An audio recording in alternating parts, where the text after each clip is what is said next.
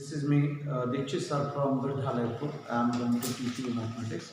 So all the students pay attention. This is a 12.3 exercise on the basis of 10th. This one is a 10th. Yes. 10th video. The area of the circles, and I am going to start a new question, that is a 6. दी गई आकृति में छायांकित भाग का क्षेत्रफल ज्ञात कीजिए। यहाँ पर माय डियर स्टूडेंट्स आपको दिखाई पड़ रहा है, यहाँ पे कुछ आकृति बनी है, यहाँ से यहाँ पे रेखा खींची है, यहाँ पे केंद्र बिंदु को अंकित किया गया है और एक अर्धवृत्त को बनाया गया है। अर्धवृत्त बनाने में यहाँ से यहाँ तक की एक भुजा मानी गई, इसको 14 सेंटीमीटर कहा गया, आपको दिखाई भी पड़ रहा है। अगर हम मान के चले, यहाँ पे उन्होंने 7 सेंटीमीटर के, यहाँ से केंद्र बिंदु से यहाँ पे 2 वृत्त बनाए हैं, जो कि अर्धवृत्त आपको यहाँ भी दिखाई दे रहा है। यहाँ पे 1 2 3 अर्धवृत्त, अगर हम तीनों अर्धवृत्तों को अगर किसी भी साइन से माने A B और C, देखिए जब भी कोई भी डाउट हो, कोई भी समस्या हो माय डियर स्टूडेंट, तो आपको क्या करना पड़ता है, एक मार्किंग कर लिया करो। तो मार्किंग माने कौन सा अर्धवृत्त, यहाँ पे 3 अर्धवृत्त आ रहे हैं, तीनों अर्धवृत्त से मिलकर के एक आकृति बनी। आपको पता है कि यहाँ से यहाँ तक की दूरी होगी 14 सेंटीमीटर, तो निश्चित है कि जे वाला जो छोटा अर्धवृत्त है इसकी जो त्रिज्या होगी वो 7 सेंटीमीटर। आप नोटिस करें O से लेकर के A तक हमारा जो A वृत्त है, इसको हम A मान रहे हैं। अगर A नहीं मानेंगे इसलिए हम नहीं मान सकते हैं क्योंकि O दे रखा है, यहाँ पे A और B दे रखा, तो आप इसको PQR बोल सकते हैं, PQR, क्योंकि इन तीनों का यूज नहीं किया गया। एक और क्लू है आपको कि यहां से यहां तक की दूरी 7 भी बताई गई है, तो आप ये भी समझ सकते हैं। लेकिन आपको कहां पे है, आपको ज्ञात है कि यहां केंद्र बिंदु से लेकर के A तक की 14 सेंटीमीटर त्रिज्या दी गई है, जो कि बड़ा हमारा वृत्त अर्धवृत्त है, P अर्धवृत्त है, इसकी क्या है, यह त्रिज्या है।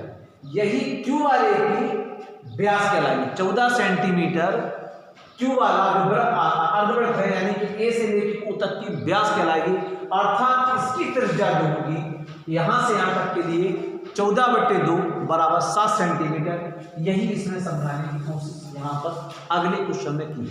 तो हम लोग क्या कहेंगे, PQR जो आकृति बनी है, इस आकृति का क्षेत्रफल में निकालना है। देखिए माय डियर स्टूडेंट, ये चूंकि फर्श में होते हैं, कभी कभार साड़ियों पे होती हैं, कभी कभार बेडशीट में होती है, ये डिजाइन बनाई जाती है। इन डिजाइनों में फिर कलर भरे जाते हैं, तो कलर भरने पर कलर भरे गए कलर का क्षेत्रफल कितना होगा, या कोई अगर वर्क अगर पेंट करता है, कोई डिजाइन बनाता है, तो उस डिजाइन में बना गया क्षेत्रफल कितना होगा।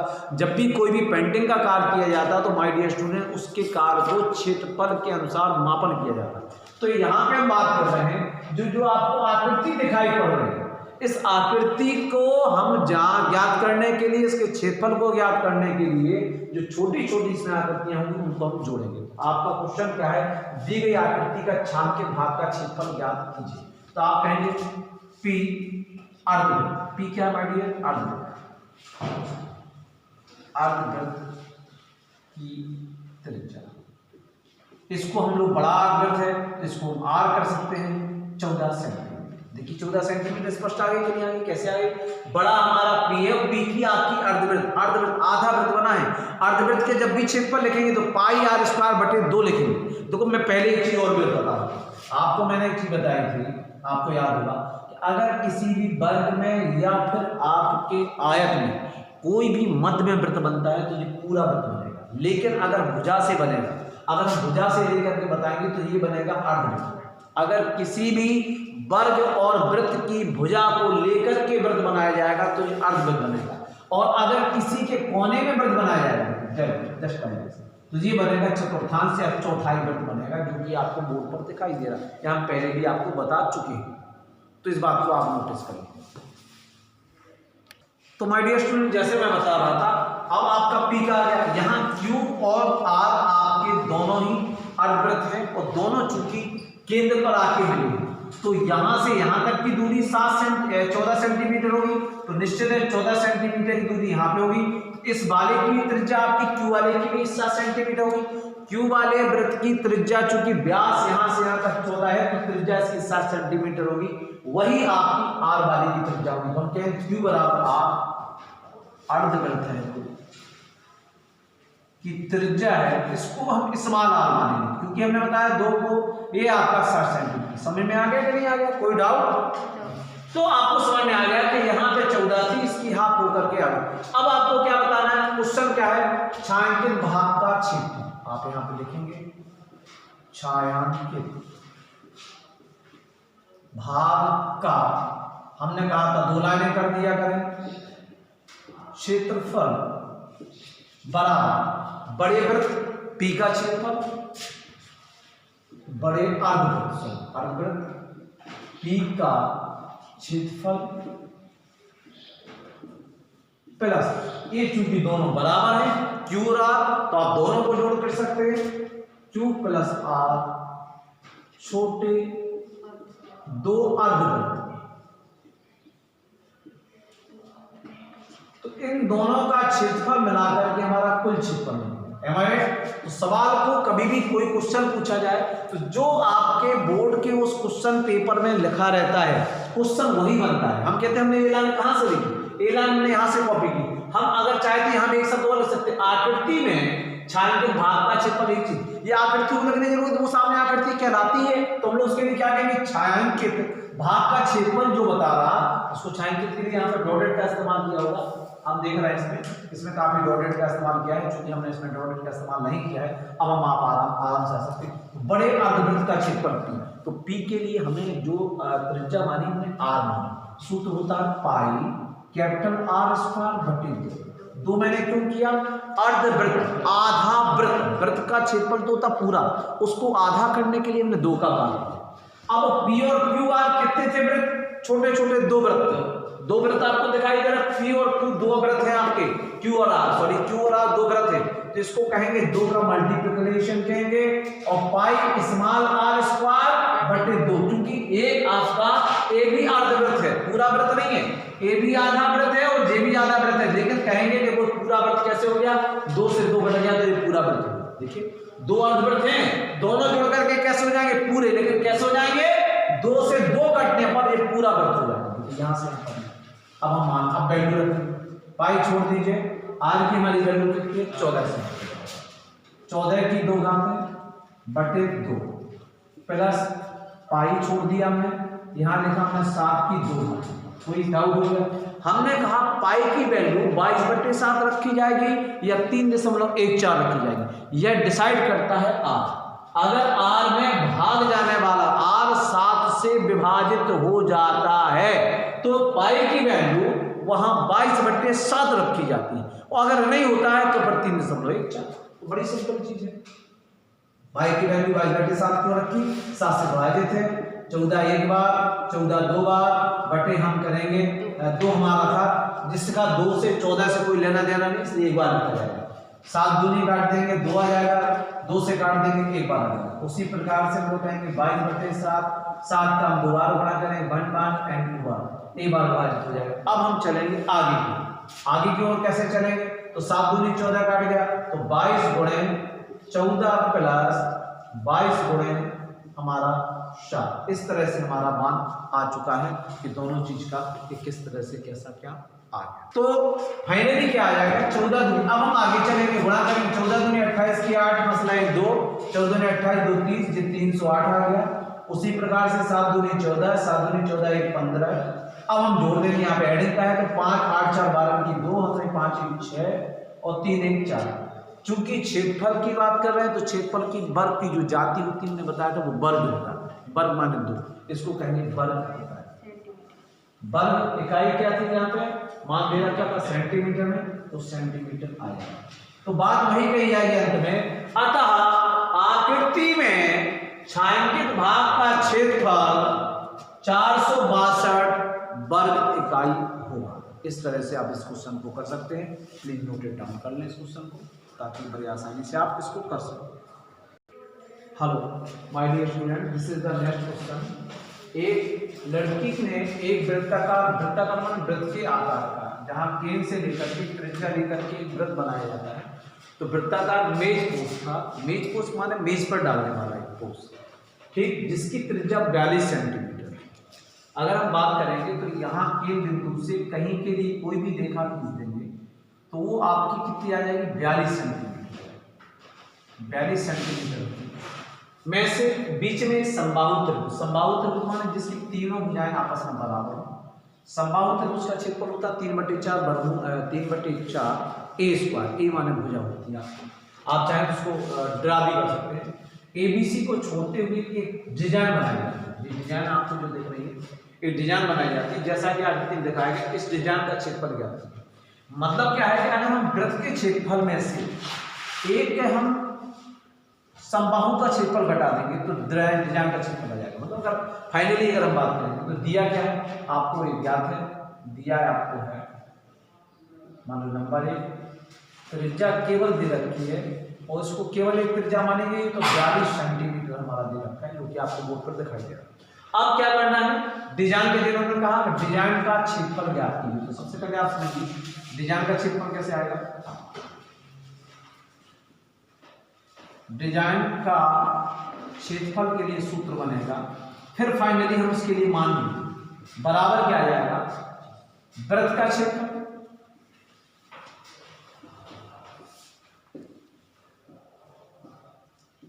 माइनस समबाहु का क्षेत्रफल। फिर एक एक करके माय डियर स्टूडेंट हम आराम से निकाल सकते हैं। वृत्त के क्षेत्रफल का सूत्र आपको ज्ञात है, क्या होता है पाई आर स्क्वायर। समबाहु त्रिभुज का होता है 3/4 वर्गमूल 3/4 ए स्क्वायर। ए क्या है, ए एक्चुअल क्या है, जहां आप अगर आपको उसको आइडेंटिफाई करना है एक लाइन लिख सकते हैं जहां ए बराबर भुजा है, समबाहु त्रिभुज की जो भुजा है उसको निकालना। अगर मान लो अब भुजा कैसे निकलेगी तो उसके लिए मैं आपको बताना चाहता हूं। हम अगर समबाहु, उसके लिए मैं थोड़ा सा आपको डीपली लेके जाना चाहता हूं। ये हमारा समबाहु त्रिभुज है। समबाहु त्रिभुज की क्या होती है, तीनों भुजाएं आपस में कैसे होती है, बराबर होती है। अगर हम यहां से यहां तक एक लंब डाल दें, लंब चूंकि केंद्र से गुजरेगा, इस बात को आप नोटिस कर लें, केंद्र से लेकर के यहां तक की जो भुजा जाएगी उसको 42 सेंटीमीटर कहेंगे, यहां भी जो भुजा जाएगी वो 42 सेंटीमीटर कहा जाएगा। अब आपको पता है कि अगर मान लो हम इसके लिए थोड़ी देर के लिए बिगाड़ दें, एक बिंदु पर बने कोणों का योग 360 अंश होता है। चूंकि तीनों भुजाएं बराबर हैं तो ऐसी स्थिति में अंदर की तीनों त्रिज्याएं भी कैसे होंगी, बराबर होंगी। त्रिज्याएं बराबर होंगी तो तीन कोण, यहाँ पे कितने कोण बता है 1 2 3, तीनों कोणों का योग 360 अंश होता है। देखो मैंने बताया है आपको पहले बताते जाओगे कि अगर हम चांदा लेंगे तो चांदा की ऊपर की गिनती 180 आती है, नीचे भी एक चांदा लगाएंगे तो नीचे चांदा की गिनती 180 आती है। अगर एक बिंदु पर बनाना चाहें तो एक बिंदु पर बने कोणों का योग कितना होता है माय डियर स्टूडेंट, 360 अंश। 360 अंश में यहां पर तीन कोण बनेंगे, तीनों कोण आपके हमेशा बराबर होंगे, इसलिए आपको 3 का भाग 360 में देंगे तो आंसर आएगा आपका 120 अंश। अर्थात हमारा यहाँ पे जो कोण बनेगा वो 120 अंश। अगर हम यहाँ से लंब डालते इसको 90 तो प्रत्येक हमारा कोण होगा 120 का आधा माने हमारा 60 अंश। क्यों बराबर होगा, क्योंकि हम अगर इसके मध्य बिंदु को मिलाते हैं, मध्य बिंदु मैंने बताया कि क्यों बनाते हैं, क्योंकि 160 अंश से पहले तो जब बात जान ली कि पूरा आपका कोण है वो समबाहु त्रिभुज है। समबाहु माने समान बाहु जिसके हों, ऐसे स्थिति में इसके मध्य बिंदु पर यह 90 अंश का कोण मैन्युफैक्चरिंग करेगा। कितना करेगा, 90 अंश का। ये दोनों भुजाएं आपस में कैसे होंगी, बराबर। अब हम आपसे बात करते हैं कोण यहाँ 60 अंश का, 60 अंश से 90 अंश के सामने की भुजा आपकी ये कर्ण है और जिस सामने वाली भुजा कौन सी है जिसको मैंने निकालना है, वो लंब। नोटिस करिए हम लोगों ने त्रिकोणमिति पढ़ी थी, तो त्रिकोणमिति में कोण के सामने वाली भुजा हमारी कहलाती है लंब और 90 अंश की कोण देखो। लंब और कर्ण में काय का संबंध होता है आप इसको जान सकते हैं, ये होता है साइन का। आपको ज्ञात है लंब और कर्ण में संबंध होता है साइन का। साइन क्या दे रखा है, साइन 60। साइन 60 बराबर होगा लंब बटे कर्ण। कैसे आ गया, फिर समझिए दोबारा फिर मैं इसको समझाना चाहूंगा ताकि हमारे स्टूडेंट्स के अंदर में कोई भी डाउट है वो क्लियर। समबाहु मतलब क्या होता है, सम माने होता समान, बाहु माने होता भुजाएं। ऐसा त्रिभुज जिसकी तीनों भुजाएं बराबर, if any angles triangle is has the equal of their side that is called the समबाहु त्रिभुज। इक्विवेलेंस, ये तीनों बराबर। अगर हम केंद्र की बात करें तो केंद्र से अगर हम 3 त्रिज्याएं 3 radius draw from the center, then these are always to be equal. ये हमेशा कैसे होती, बराबर। अब अगर चूंकि एक बिंदु पर बने कोणों का योग होता है 360 अंश, तो प्रत्येक कोण बनेंगे ए उसकी तिहाई 120 120 एंड 120। यहां से हम अगर मान लो दोनों को बराबर मान करके एक 90 अंश का कोण ड्रा करें, 90 अंश का कोण ड्रा करें, तो ऐसी स्थिति में वह उस रेखा को समद्विभाजित करता है और साथ में 90 अंश का कोण बनाता है। अब अगर ऐसी स्थिति डेवलप होती है तो ये कोण को भी समद्विभाजित करेगा और कोण की मान कितनी होगी, 60। कोण कितने अंश का होगा, 60। कोण को समद्विभाजित करेगा, सम समान, द्वि माने 2 भागों में विभाजित। और कोण का मान था 120 अंश, उसका आधा कहलाएगा 60 अंश 60। अब इसके सामने की जो भुजा हमारी अगर बात करें तो ये लंब है, 90 अंश के सामने की कर्ण है, लंब और कर्ण में संबंध होता है हमारा sin 60 का। sin 60 अगर इस मान लो इस भुजा को थोड़ी देर के लिए हम लोग x मान लें, ये भुजा हमारी आपको पता है 42 सेंटीमीटर है, तो क्या जाएगा लंब x बटे कर्ण कितना रहेगा 42 और वर्गमूल 60 का मान होता है वर्गमूल 3/2। इस तरह से x की वैल्यू निकाल सकते हैं। वर्गमूल 3 गुणे 42/2 बराबर x, 2 से काटेंगे 21 कहलाएगा, 21 वर्गमूल 3/2 बराबर x। हमारी x की जो वैल्यू आ गई है, x की वैल्यू कितनी, यहां तक हमारी पूरी भुजा नहीं आई, समबाहु की भुजा नहीं आई पूरी, समबाहु की भुजा उस x की भुजा की दुगनी होगी। अगर इसके लिए हम अगर कोई भुजा BC मान ले, सपोज इसको ABC मान ले, तो हमारी जो BC भुजा होगी, BC भुजा क्या कहा जाएगा 2 मल्टीप्लाई बाई द x की वैल्यू का मल्टीप्लिकेशन 2, तो हम कहेंगे 21/√3/2। अगर आप चाहें भी तो इसको आप भाग भी दे सकते हैं, भाग नहीं देना चाहे तो आप सॉरी यहाँ पे विभाजित हो गया था तो 2 का यहाँ पे काम खत्म हो गया तो 21/3 आ गया, यहाँ 2 से विभाजित हो गया तो 21/3 आ गया। 21 दूनी कितना जाएगा 42 तो ये भुजा BC, यही भुजा हमारी कहलाएगी A माने समस्त हमारे समबाहु त्रिभुज की भुजा। इस बात का विशेष ध्यान रखें, तीनों भुजा हमारी प्राप्त हो चुकी। जैसे कि हमारी भुजा आ गई थी, भुजा मैंने पहले बता दी थी 42 वर्गमूल थी। अब हम लोग चल सकते हैं, पाई की वैल्यू 22/7 रखने के पहले देखिए कि क्या r की वैल्यू कितनी है 42 में 7 का भाग जा रहा 7 6 42, तो फिर पाई की वैल्यू रखेंगे क्या 22/7। चूंकि आप यहाँ पे कर चुके हैं, आप सवाल को अगर करना चाहते हैं तो इसको छोड़ के यहाँ पे कर सकते हैं, जो मैंने पहले बता रखा था, जो मैंने अभी हाल सवाल यहाँ पे नीचे किया था उस सवाल को इसके बाद आप नीचे आराम से कर सकते हैं। तो आप इसको बात करेंगे तो यहाँ पे आएगा 42 की 2 घात माइनस वर्गमूल 3/4, एक ही वैल्यू जो आपकी है वो कितनी है 42/3 का होल स्क्वायर। आगे आप काम करेंगे 22/7 गुणे 42 एक बार, 42 दो बार, माइनस वर्गमूल 3/4 गुणे 42 की 2 घातें करेंगे तो क्या आ जाएगा 42 का 2 बार गुणा आ जाएगा पूरा 3 आ जाएगा। ये बात समझ लीजिए कैसे आएगा, 42 का 2 बार गुणा, सॉरी यहाँ मैंने 42 नहीं लिख पाया, तो 42 का 2 बार गुणा आ जाएगा और पूरा 3 आ जाएगा। भाई वर्गमूल 3 का 2 बार गुणा कहलाता पूरी संख्या, 42 का 2 बार गुणा आ गया। अब हम यहाँ पे काटना शुरू कर देंगे, तो 7 से काटेंगे 7 6 42, 6 दूनी 12 की 2, 6 दूनी 12 1 13, 132 मल्टीप्लाई बाय 42 माइनस यहाँ पे कैसे आएगा आपको पता है 4 से कर सकता है, 4 से हम काटेंगे तो आपको कितने बार कटना है 2 से पहले काटेंगे तो आपका आ जाएगा 21, 2 से काटिए 4 से नहीं कटेगा 2 से कटेगा, 4 से काटना था तो 2 से काटता तो 2 दूनी 4 और 21, फिर 2 से काटेंगे तो फिर हमारा क्या आ जाएगा 21 आ जाएगा। आगे हम चलेंगे तो क्या आ जाएगा हमारा वर्गमूल 3 मल्टीप्लाई बाई 21 मल्टीप्लाई बाई 3 एकम 3 और 3 दूनी 6। आगे हम आराम से चलते रहेंगे, सवाल को बड़े धीमे से लेकर के आप करते चले। देखिए वर्गमूल 3 और 21 एक बार आ जाएगा 3 एकम 3, सॉरी यहाँ पे थोड़ा सा हमारा गलत आ गया, 3 एकम 3 और 3 दूनी 6, अब ठीक आ गया। ठीक, अब हम चलेंगे 132 मल्टीप्लाई बाई 42 माइनस यहाँ पे क्या आ जाएगा वर्गमूल 3 की वैल्यू आपकी रखनी पड़ेगी, मल्टीप्लाई आ रखा 21 मल्टीप्लाई बाई 63। अब इसको चाहे चूंकि आप लोग अपना हल कर सकते हैं, लेकिन I am going to using the calculator, so I want to find the value of 132 multiply by 42।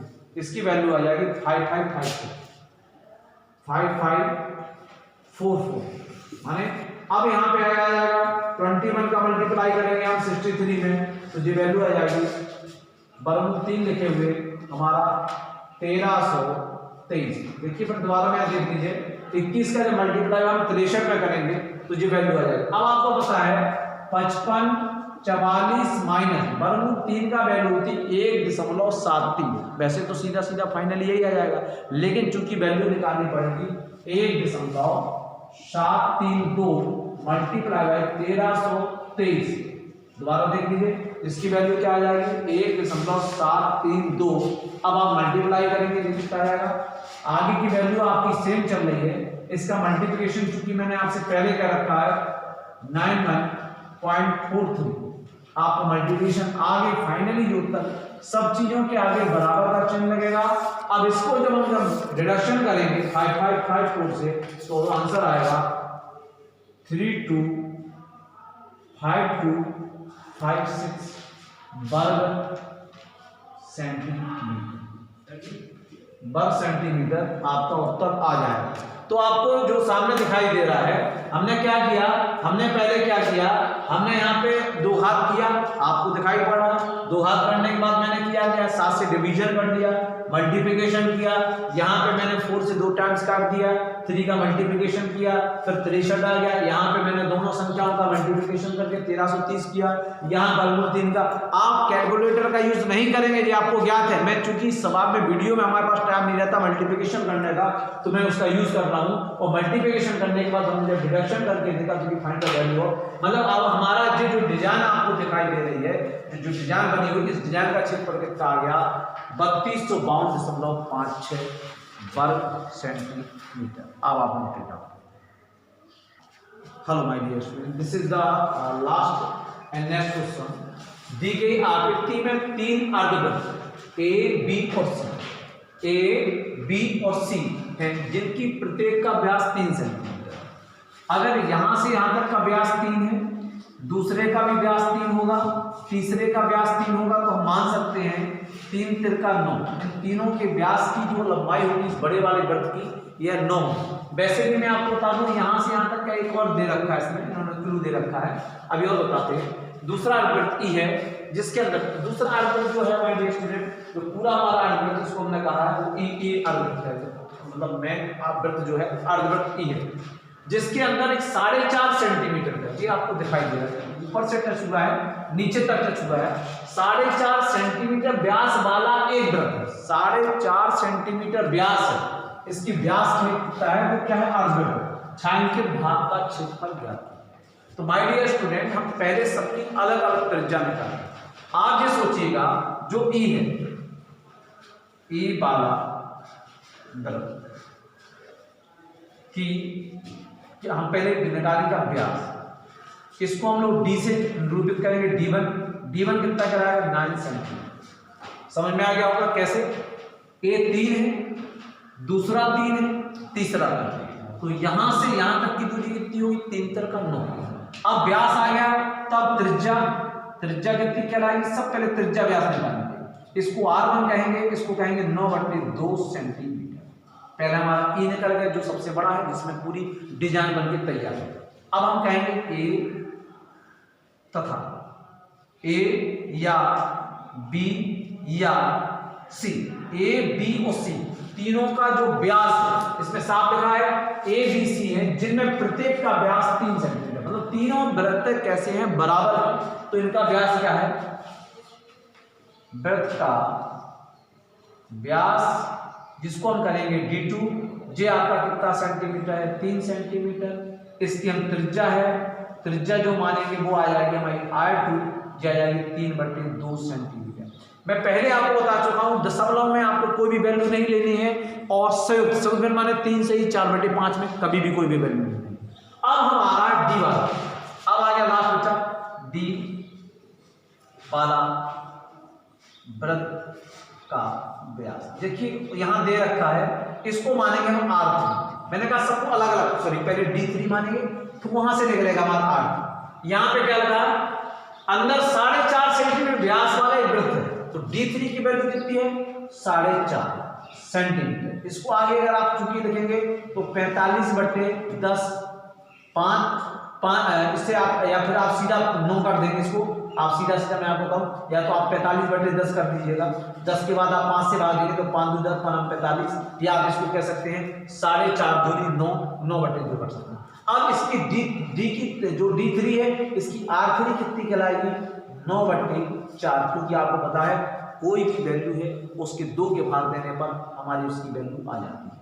अब आप डिजाइन आराम से निकाल सकते हैं, जैसे मैं पहले बता चुका हूं।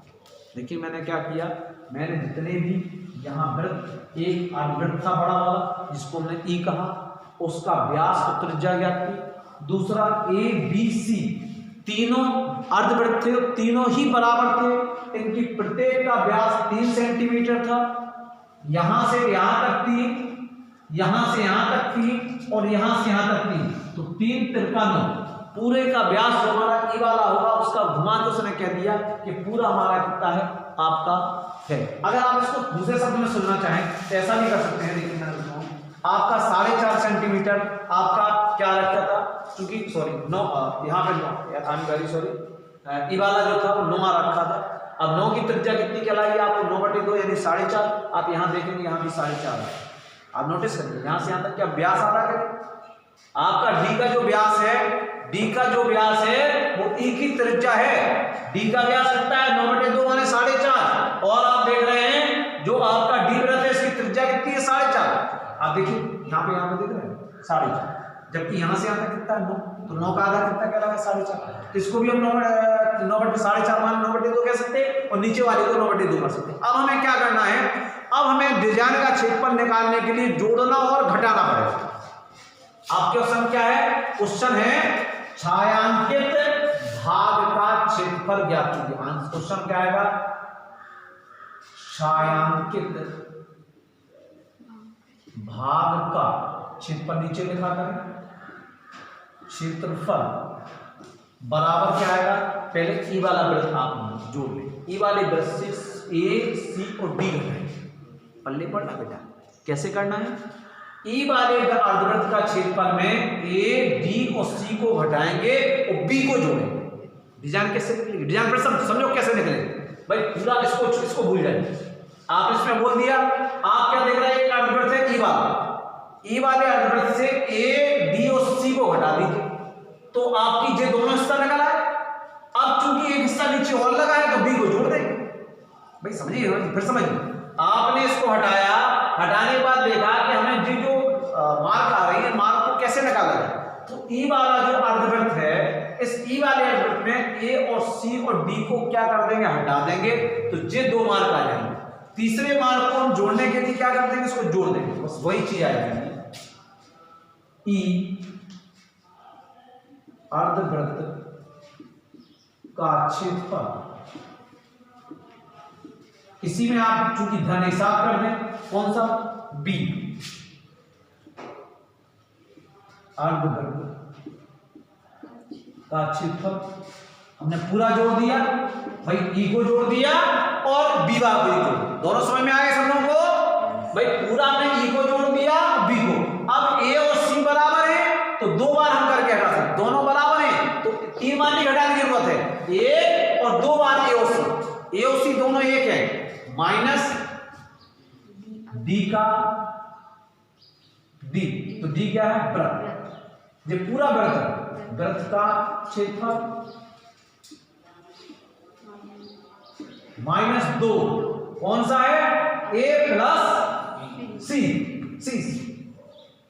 का अर्धवृत्त का क्षेत्रफल, C अर्धवृत्त का क्षेत्रफल।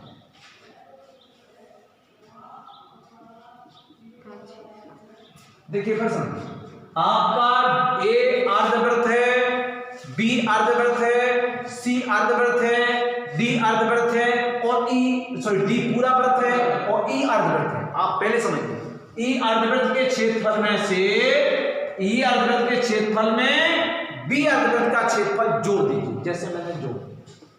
फिर मैंने क्या किया, D जो पूरा वृत्त है उसको घटा दिया और ए और सी, क्योंकि ए और सी दोनों एक से हैं, क्योंकि दोनों का व्यास 3 सेंटीमीटर है, तो त्रिज्या जो कहलाएगी 3/2 सेंटीमीटर कहलाएगी। अब हमें बताइए कि कोई डाउट आपको है तो मुझे आप इसको समझ के देखें कि किस तरह से। सिंपल समझ में आ गया कि किस तरह करना। ई अर्धवृत्त का क्षेत्रफल के लिए सूत्र क्या होगा, पाई, ई कहां पे है, ई चूंकि यहां वृत्त लिखा है लेकिन अर्धवृत्त ही है, इसको कहेंगे r1, पाई r1 स्क्वायर बटे 2। क्यों 2 लिखा, क्योंकि यह अर्धवृत्त था ना कि पूरा वृत्त। प्लस बी क्या था, बी ए बी सी तीनों का एक ही त्रिज्या है, एक ही व्यास है, वो त्रिज्या कितनी है 3/2, तो हम लोग कर सकते हैं पाई r2 का होल स्क्वायर बटे 2 माइनस डी पूरा वृत्त है, आपको डी दिख रहा है, डी की त्रिज्या हम कहेंगे r3 के नाम में कर रहे हैं आपको, तो पाई r3 का होल स्क्वायर। क्योंकि क्या है, डी वाला जो वृत्त है ये आपका पूरा ही वृत्त है, इसलिए यहां भाग 2 का नहीं दिया जाएगा। समझ में आपको आ गया होगा, क्योंकि ये पूरा वृत्त घटाया गया। आधा हम कब लिखते हैं, जब अर्धवृत्त होता है, चौथाई कब लिखेंगे, 4 का भाग जब जाता है जब चौथाई वृत्त होता है। अब यहां पे कितने थे, 1 और 1 2, तो यहां पे 2 का मल्टीप्लिकेशन कैसे आ जाएगा, पाई। चूंकि कौन सा भाग था, ए बी सी 3, इसके लिए r2 हमने कहा था, तो पाई r2 का होल स्क्वायर बटे 2, r2 का होल स्क्वायर बटे 2 क्यों किया, क्योंकि ये अर्धवृत्त थे, इन दोनों अर्धवृत्त हैं, अगर इन दोनों को जोड़ दोगे तो वृत्त कैसा बन जाएगा, पूरा। देखो ये वृत्त पूरा, देखो पाई r2। अब हम वैल्यू करते हैं, पाई को हम कॉमन निकाल सकते हैं, पाई की वैल्यू को हम कॉमन निकाल सकते हैं। r1 की वैल्यू क्या थी, तो r1 की वैल्यू हम लेने का प्रयास करेंगे 9/2 का होल स्क्वायर, 9/2 का होल स्क्वायर बटे 2, ये 2 नीचे का है और 9/2 का होल स्क्वायर। हमने r1 पाई कॉमन निकाला, r2 की वैल्यू क्या है माय डियर स्टूडेंट, r2 की 3/2 का होल स्क्वायर बटे 2, 3/2 का होल स्क्वायर बटे 2 माइनस पाई की वैल्यू हमने कॉमन निकाल दी, जैसे मैं चित्र में बता रहा हूं। r3 की वैल्यू कितनी है, r3 की वैल्यू है 9/4, 9/4 का होल स्क्वायर, चूंकि इसके नीचे कोई बटे नहीं था, क्योंकि यह आधा अर्धवृत्त नहीं था बल्कि ये पूरा वृत्त था। इसके बाद चूंकि मैंने बता रखा है 2 से 2 क्यों कट गया, क्योंकि यहाँ पे 2 अर्धवृत्त थे, एक आधा आधा आधा जोड़ के पूरा हो जाता, वो यहाँ पे पाई r स्क्वायर बता रहा है कि मैं पूरा ही अर्धवृत्त हूँ। इसकी r2 की जो त्रिज्या है आपको यहाँ पे दिख रही होगी 3/2, तो यहाँ पे कर सकते हैं 3/2 का होल स्क्वायर। कोई डाउट है, मैंने सब में से पाई की वैल्यू बाहर निकाली, कोई डाउट, पाई की वैल्यू मैंने क्या की, r1 की वैल्यू कितनी थी 9/2 का होल स्क्वायर बटे 2, 3/2 का होल स्क्वायर बटे 2, जब पूरा था तो 9/4 की 2 घाते माइनस। अब हम आपकी वैल्यू बहुत सॉल्व करेंगे, पाई 9×81 बटे 2 दूनी 4, 4 दूनी, समझ में बात आ गई होगा, भाई 2 दूनी 4 करेंगे और 4 से नीचे आएगा तो नीचे 2 है तो 4 दूनी क्या हो जाएगा 8 प्लस 3 तिरका 9, 2 दूनी 4 होगा, 4 दूनी 8 होगा, माइनस 9×81, 4 चौके 16, देखिए यहाँ 16 हो गया, यहाँ पे 4 2 बार था तो 16 हो गया, फिर आ जाएगा 3 तिरका 9 और 2 दूनी 4। अब हम क्या कर सकते हैं, अब हम बैलेंसिंग कर सकते हैं, 8 8 16 4। एक बार मैंने कहा प्रोसीड एंड चेक रूल को अपनाना मत भूलें। r1 की वैल्यू ठीक थी सब, 9×81, 2 दूनी 4 दूनी 8, 3 तिरका 9, 2 दूनी 4 दूनी 8, 9×81, 4 चौके 16, 3 तिरका 9, 2 दूनी 4। अब आपने क्या देखा, लासा पास सबका अगर कॉमन आएगा तो माय डियर स्टूडेंट कॉमन में 16 आएगा, जैसा कि आपको पता है, अगर रासा पाएगा तो 16 आएगा। हो सकता मेरा नीचे नहीं आया, थोड़ा सा स्कोर ऊपर करना चाहूंगा क्योंकि हमारा जो वीडियो है वो कट ना हो। 8 दूनी 16, 2 बार जाएगा, 2 का मल्टीप्लिकेशन, 2 एकम 2, 8 दूनी 16 प्लस 8 दूनी 16 2, 9 दूनी 18, 16 एकम 16, एक बार जाएगा, 1 का मल्टीप्लिकेशन करेंगे 18 बन जाएगा, माइनस 4 चौके 16 4, 9 चौके 14। आप एक बार मान को और देख लें किस तरह किया जाता है। 8 दूनी 16 2, 2 एकम 2, 8 दूनी 16, 8 दूनी 16, 9 दूनी 18, माइनस 16 एकम 16, एक बार गुना करेंगे, 4 चौके 16, 9 चौके 36। अब आप पहले कॉपी कर लें ताकि मेरी जगह खाली हो जाए, मैं सवाल को फिर आगे हल कर सकूं। तो माय डियर स्टूडेंट, जैसे मैं कह रहा था पाई की वैल्यू आ गई है, अब प्लस की दोनों वैल्यू आप जोड़ लें, तो आप जोड़ेंगे तो 60 70 80, 180 माइनस 81 और 36 को जोड़ेंगे तो 117 आ जाएगा, बटे नीचे दोनों का हमारा 16 है। आगे आप डिडक्शन करेंगे तो पाई मल्टीप्लाई बाई 180 में से 117 जाएगा तो बचेगा 63 अपॉन 16। चूंकि आपका आंसर कुछ लोग यहीं पर मानते हैं पाई, लेकिन आपको बताया कि पाई की वैल्यू होती है 22/7 और 7 का भाग 63 में जाएगा। तो जब 7 का भाग 63 में जाएगा तो फिर वैल्यू रखी जा सकती है। तो 63/16 गुणे 22/7, 7 63, एम आई राइट। और यहाँ जाएगा 8, यहाँ जाएगा 21, तो 21 मल्टीप्लाई 9 अपॉन 8। आगे हम सवाल करेंगे, ठीक है। तो 21 मल्टीप्लाई 9 हो गया। तो देखिए यहाँ से दोबारा से मैं आपको करके बताता हूँ ताकि आप लोगों को डाउट यहाँ पे कहीं ना हो। तो पाई की जैसे मैंने कहा आपको पाई आगे लिखी जाते हैं, आप परेशान मत हो, क्योंकि मैंने आपसे बताया कि आपको उत्तर हो सकता है 63/16 पाई हो सकता है। पाई की वैल्यू होती है 22/7, आप इसको आगे लिख लें 22/7 आ जाएगा गुणे 63/16। अब आप क्या करेंगे, 7 से क्यों वैल्यू रखी, क्योंकि 7 से 63 में भाग जाना, 7 63 हो गया। 2 से काटेंगे तो 2 से काटेंगे तो हमारा 8 गुनी 16, 9 8 गुनी 16 हो जाएगा। 2 से काटेंगे, यहाँ 2 एकम 2, 2 एकम। आगे हम चलेंगे 11 मल्टीप्लाई बाई 9 अपॉन 8। आगे हम चलेंगे तो 11 99/8 वर्ग सेंटीमीटर। एक तो फाइनली उत्तर आपका ये आ गया था, अगर कुछ लोग मानते, लेकिन मैंने कहा था कि उत्तर होता अंतिम, जब तक आपका भाग जा रहा तब तक उत्तर आपका दिया जाता है, राइट। अब 8 का भाग देंगे तो आप इसको सही बटे में भी लिख सकते हैं। कैसे लिख सकते हैं, 8 एकम 8, एक बार गया बचा 19, 8 दूनी 16, 16 बचा, कितने बचे 17 18 19, 3/8 वर्ग सेंटीमीटर। और तीसरा क्या आएगा, वैल्यू आएगी 12 के बाद दशमलव आप लगा सकते हैं, 3 बचा का भाग देने के बाद जो भी वैल्यू आएगी वह आपकी तीसरी वैल्यू। तो आपके पास 1 2 3 4 उत्तर में से जो भी उत्तर आपको बेहतर लगता है वो उत्तर आपके टीचर को आपको देना पड़ेगा। नहीं तो हो सकता है कि फाइनली किसी टीचर ने आपके आंसर में देखा यहाँ पे 63/16 पाई वर्ग सेंटीमीटर, लेकिन आपका 7 का भाग जा सकता था, टीचर ने उसको सर्टिफाइड नहीं किया। वो पता चला कि आपने 4 नंबर का सवाल था, आपको 3 नंबर मिला, क्योंकि आप अंत में उत्तर निकालने में असफल रहे, वो अंत में आपको मानते नहीं। तो आपको इस बात को ध्यान में रखना होगा।